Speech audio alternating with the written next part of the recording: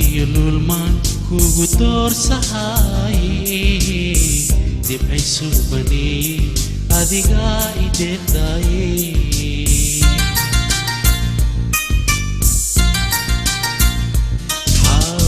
dahab iyo lulmaan kugu doorsahaye dibcaysu baneeye adigaa i deeqdaaye dooqii jacaylka tahayee dowlaay maxamee inaan kula duubta aan dadaal u haayaaye